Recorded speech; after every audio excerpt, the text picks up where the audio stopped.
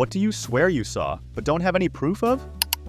When I was a child, there was a lion spotted at my parents' house, and my older brother also witnessed it.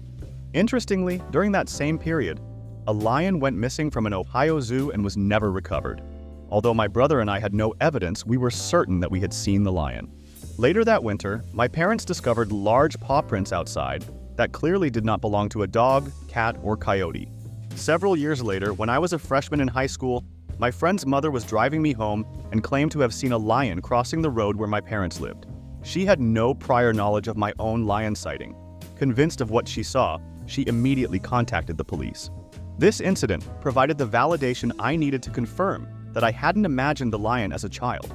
It is worth noting that my brother and I saw the lion between 2004 and 2006, predating the Zanesville, Ohio incident in 2011. The sighting by my mother's friend occurred around 2012.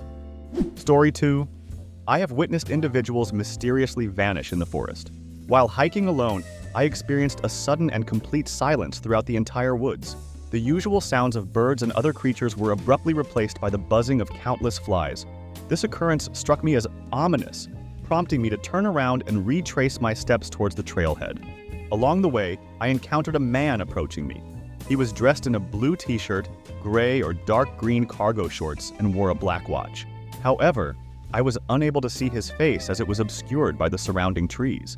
Feeling unnerved by the unusual silence, I halted and waited for the man to pass.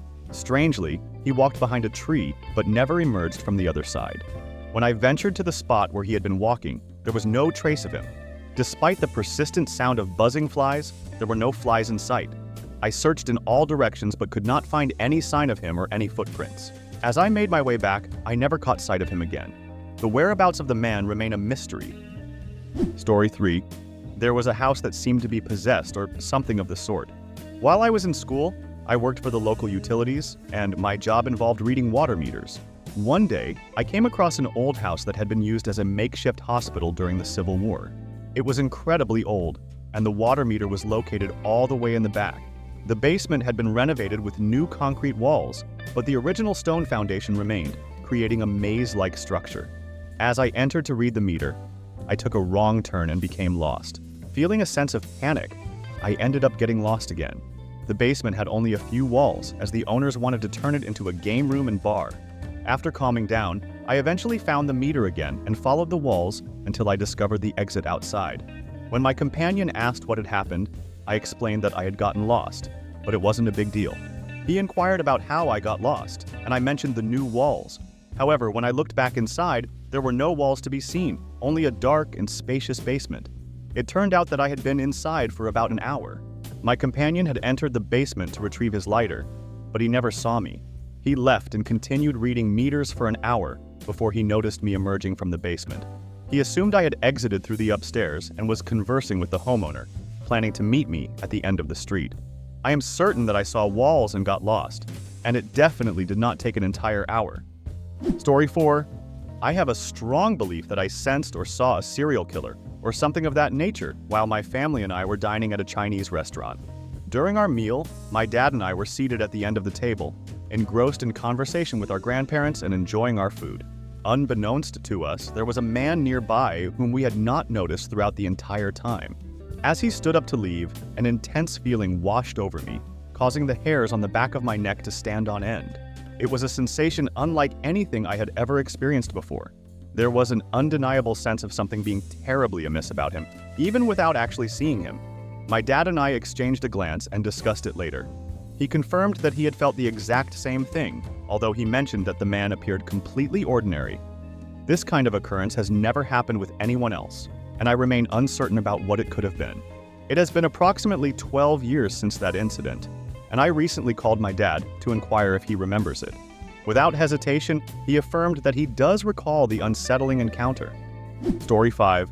I was employed at a shoe store in a mall for a couple of years during the mid-2000s.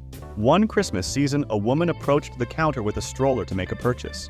However, when she turned the stroller around, I was taken aback to see a monkey inside. In that moment, I was rendered speechless and simply completed the transaction without being able to fully comprehend what I had just witnessed. Immediately after, I took my break, and knowing that my parents were also in the mall, I hurriedly walked until I found them. Without any hesitation, I blurted out that I had just encountered a monkey in a stroller. Initially, my dad was skeptical and did not believe me until the lady passed by just 2 seconds later, confirming my account. Working in retail, this was undeniably one of the most surreal moments I had ever experienced, ranking among the top 3. Story 6. I encountered a shadowy figure, a person-like silhouette in my kitchen late at night, initially mistaking it for my father standing by the stove. Startled by the sight in the darkness, I questioned why he was standing there at such an hour. However, he remained motionless, standing in the shadows. I expressed my discomfort, emphasizing that it was not a funny situation, but rather incredibly eerie. In an attempt to dispel the unease, I swiftly turned on the light switch. To my astonishment, I found myself alone in the kitchen. There was no one present except for me, trembling with fear.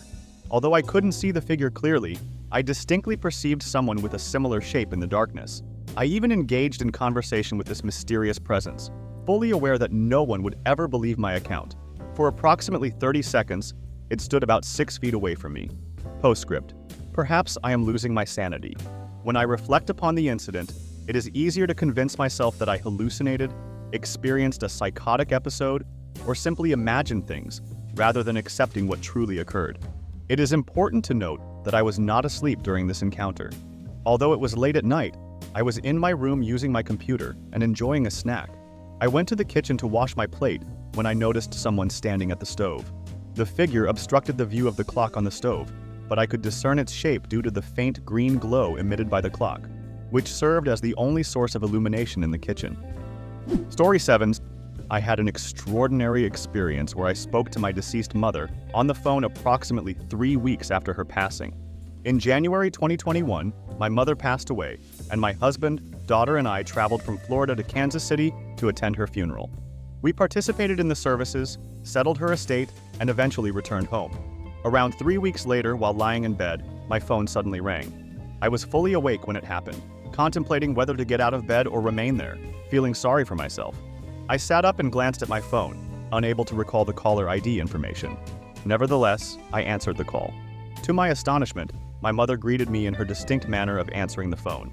"Well, hi there," chuckle. "Did I wake you up?" It was precisely how she used to speak. I sat there, holding the phone for a moment, and then uttered, "Mom?" Suddenly, there was a click, as if a phone had been turned off, and it felt as though the universe reset itself.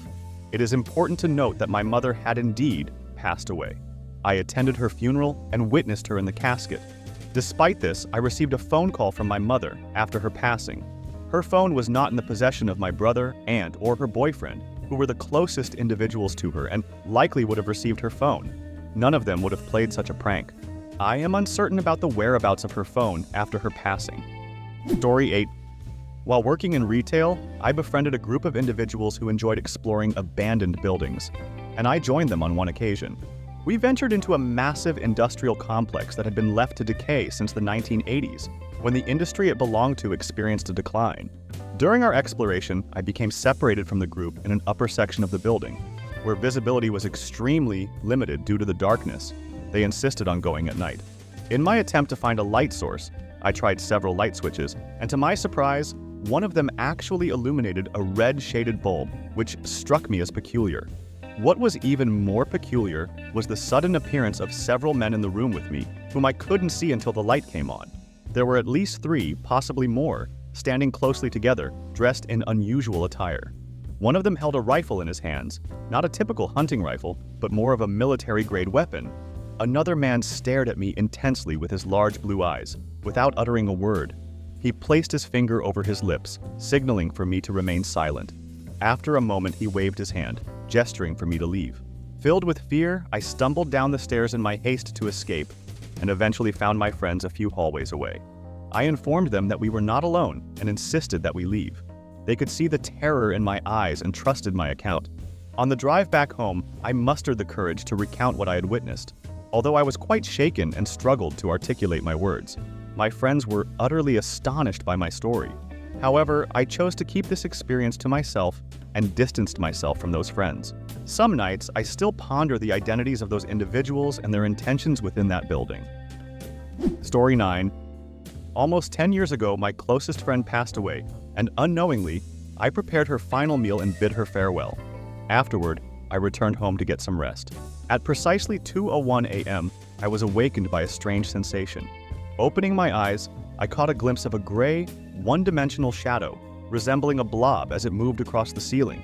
The peculiar thing about this shadow was that it defied the logic of the window angles and streetlights outside. Despite living in that house for many years, I had never witnessed a shadow move in such a manner.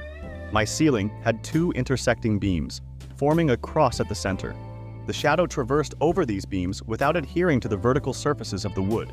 It seemed to float through the air, reminiscent of smoke, although there was no scent present. There were no candles in my room either. And just like that, the shadow vanished. Attempting to comprehend what I had witnessed, it took me a while to fall back asleep. The following morning, I received a phone call informing me that my best friend had passed away at 1:35 a.m., a mere 26 minutes before I was awakened. To this day, I firmly believe that I witnessed her soul hovering above me, bidding me a final farewell. I am not certain if my interpretation is accurate, as I am not a religious person and typically rely on scientific explanations. However, I cannot dismiss the profound experience of that night. I trust that science will eventually unravel the mysteries behind such occurrences. Story 10.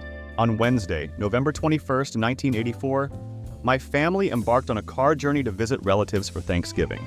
The four of us were in the vehicle, my father driving, my mother in the passenger seat, and my brother and I seated in the back. I occupied the left side, while my brother sat on the right. As dusk approached, we traveled northbound on Highway 259, situated between I-30 and Dalby Springs, Texas. This particular stretch of the road passed through the lowland floodplain of the Sulphur River. The setting sun cast its rays through the trees, creating a picturesque scene. Suddenly, my father exclaimed, "Look!" and directed our attention towards the thicket on the left side of the car, to the west. We all turned to observe what he had spotted. There, we witnessed a swiftly moving creature, covered in dense, dark brown hair, traversing on 2 feet in a northwestern direction, away from the road. The distance between the creature and our car was approximately 20 feet, considering that the southbound lane separated us from the brush and woods, placing it around 50 feet away. My father and I had the clearest view of the creature, while my brother managed to catch a glimpse as well. Unfortunately, my mother missed the sighting. Reacting promptly, my father brought the car to a halt. However, by the time he did so, the creature had vanished without a trace. We strongly believe that what we witnessed was the infamous Bauk, or Boggy Creek Monster. Story 11. It wasn't so much that I saw it, but rather that I had an unusual experience. I hit a racquetball in such a way that it seemingly phased through a wall or potentially entered another dimension. I was feeling bored while waiting for my dad to finish work on a weekend. He handed me his racquetball racket and a ball and allowed me into the court. I believe I was around 16 years old at the time. Being unfamiliar with the game, I struggled to hit the ball multiple times off the back wall, as it required a certain level of skill and practice. Consequently, I decided to experiment with hitting the ball against as many walls as possible in a single, powerful strike. With great force, I swung the racket and struck the ball.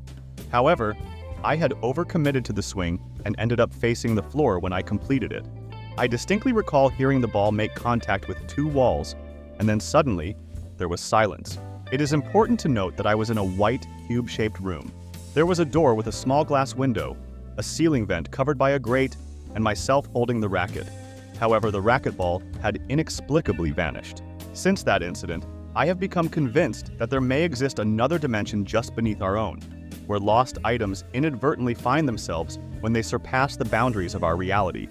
This alternate dimension is filled with misplaced socks, keys, nail clippers, 10mm sockets, and of course, my dad's racquetball.